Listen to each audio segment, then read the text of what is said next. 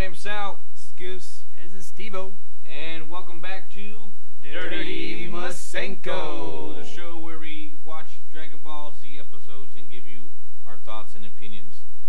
Today we have a trial run with Goose to see if he is going to stay with us or not. It's not looking too good, folks. This will probably be his last episode.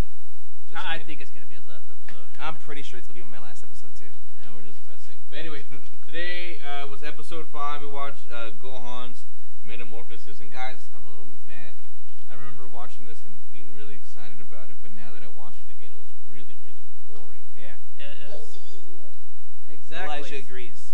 Yeah, my son knows a crappy episode when he sees one. It's not really crappy. Actually, what I wanted to touch on this episode is just it's the beginning of what I call the filler episodes of Dragon Ball Z.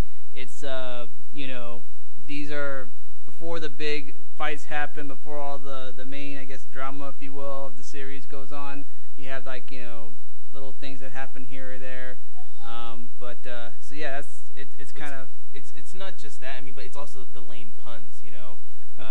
It's Goku flying, jumping, hopping from road to road, and almost falling off. And you see like these little. I mean, he almost falls off into what hell is, and you see these hands coming out. He goes, "Whoa, I don't need a handout." Womp womp womp. Seriously, that kind of stuff is kind of lame. And at that point, you kind of expect to see Patrick Swayze come out with the whole little ghost. It's like the little ghost hands from the actual movie Ghost. And that part. So it was kind of lame for me. what you said was lame. Oh, whatever. Moving on. This is why you're not going to be in the show. That's strike number 1. No, I guess that, that makes sense, I guess. Honestly, it was horrible. I didn't realize there was so much garbage in this episode. And, you have, really lame, guest appearances. Okay, so really what happened was, the only big thing that was supposed to happen was Yajirobe comes delivers a message that Kami wants all the Z fighters, well, they're not Z fighters yet, all the Z fighters to go to Kami's lookout and to go train, and not to wish Goku back. And then the second big thing was Gohan turned into a big, gigantic ape, and Piccolo destroying the moon. And that's literally, in 3 sentences, the whole episode. Right. Well, prior to that, it's just Piccolo's trying to show some tough love to Gohan, which is okay, yeah, and I guess, but I remember in the episode him saying that he has to learn how to grow up. I think he's only, 6? Yeah, he's 5 or 6. Yeah, it's kind of he's got to man up and nut up when he's 6 years old.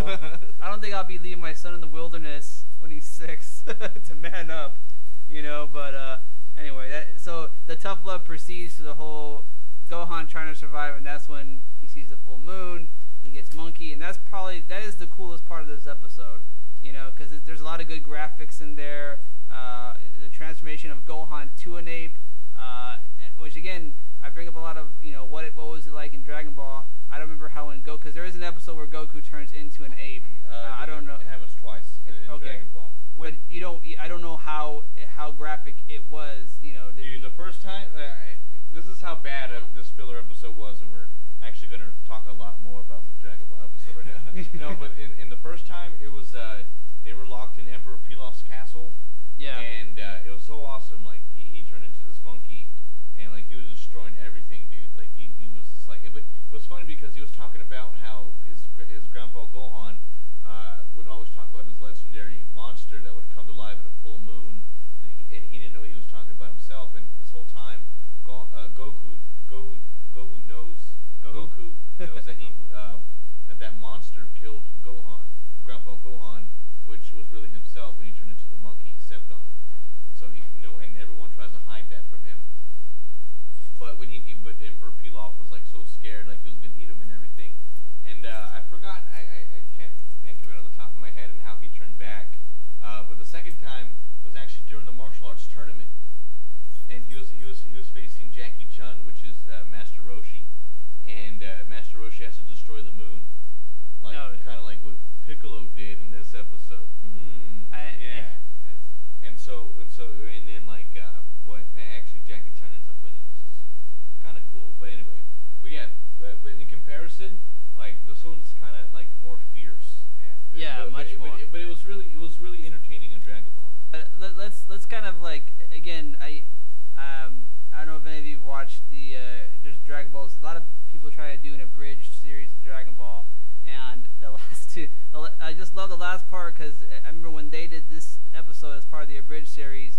Two things. One, Piccolo destroys the moon, which, I mean, how does he destroy a moon but he can't kill a Saiyan or something? But also that I'm sure it affects the whole planet in some way. I mean, you know, tides go up more or something like that. And this is the second time the moon was destroyed. Exactly. And the last one was the clothes beam.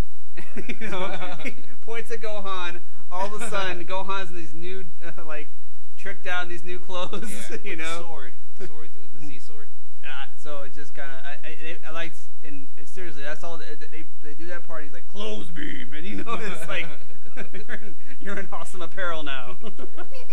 Exactly, son. Exactly. No, I didn't like how Piccolo's all of a sudden just like really quickly has like emotion feelings towards Gohan. Yeah. And I know what Goose is thinking, sicko.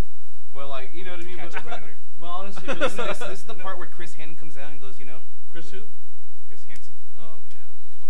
Anyway, hey, I'm all about to catch a predator right to the show. Anyway, no, but I just didn't like how he was so nice all of a sudden, as quick as that was. You know what I mean? Like, I would think they would have some kind of like, he would show more. I know he's doing it out of tough love, but I mean, I'd show more tough love. You know, as far as not him having like this soft heart and looking out for him or anything. It was kind of weak. And I think it was it's, you know, I thought there was definitely more development in him becoming, you know, more softer to Gohan or more, you know, but yeah, it is seemed pretty quick. I didn't think it was that quick, you know, before. I haven't seen this series in a long time, but I realized, hey, you know, one minute he's saying, I'm gonna leave you here to die unless you survive, and then he drops like two huge ass apples, you know, like, yeah, they were like it's like, dude, the apples Those are golf ball size apples. They were golf ball size apples. No, I'm sorry. That's why my ball size apples. I'm tired. Goose. All right, thanks for coming in, Goose. You're welcome. Strike three. Yeah. No, but they meant golf balls. They're bigger than Gohan's head, bro. That's not golf ball size. Whatever. Not grapefruits either. What'd you think? I'm out. There was this funny joke that I actually thought about Goose that he would make a joke about it when Krillin had to go tell Chi-Chi that Goku was dead and that Piccolo stole Gohan. Yeah, when Krillin stayed the night and he stayed the night and with the ox where the ox king was sleeping, and then Krillin made a joke. It's like you know what I have to do like for you, like you as he was like creeping out of Ox King's bed. Where are you going? Go back to bed. Anyway, so we're actually dragging this episode on a little bit longer than it has to be, just as much as Should have it was ended a like filler 5 minutes episode. ago. I know it really should have, but I want to leave it on this note, and it is our question of the day. But okay, so like the whole Dragon Ball Z episodes, you know, especially towards when the start of the Frieza saga, when they make this big old stink about turning Super Saiyan. But wait a minute, okay, if Super Saiyan's so strong, you know, but in comparison, what's stronger, the ape turning into the ape or Super Saiyan? Oh, that's a good one. You know what I mean? Yeah. Like why is Super Saiyan so like a hot commodity when you're just like 20-foot ape that can like breathes like beams everywhere and destroys anything in its sight? That's a good one. You know what's funny too? This is really the only time you're gonna see the ape. I mean, you'll see it later, but it turns into one. But after, let's talk about going deeper into the Dragon Ball Z series. You don't. Into one too to beat Vegeta. Well, yeah, but that's what I'm saying. It's in the same series. It ends in the saga. Yeah, and you know, you're right.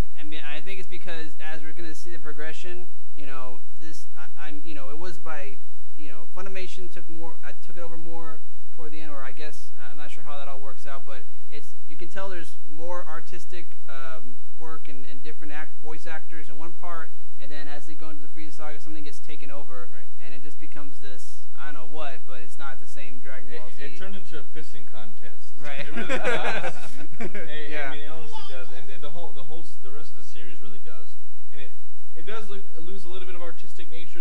first few episodes, like especially with Raditz, like we talked about earlier, it's just amazing the way it looks. But I mean, it really does take a turn, but it does take a turn for a different side of of good in a way. Actually, it becomes more. Every episode is different. I've actually probably looked into this. Every episode, going from the Frieza saga onward, has different people doing the work. I believe, and you can tell the difference definitely. Right. I didn't know that, but I mean, you can really tell, and it's like you get something different.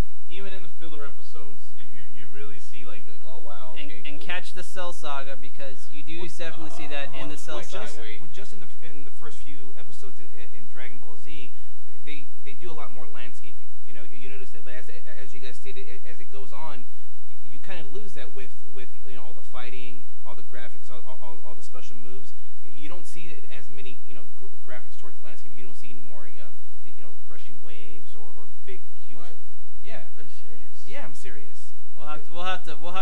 We'll get into it. We'll see. We'll see about that. Goose. Yeah. That's like I'm gonna Strike keep 4. that. No, it's not. I'm gonna keep that back in my mind.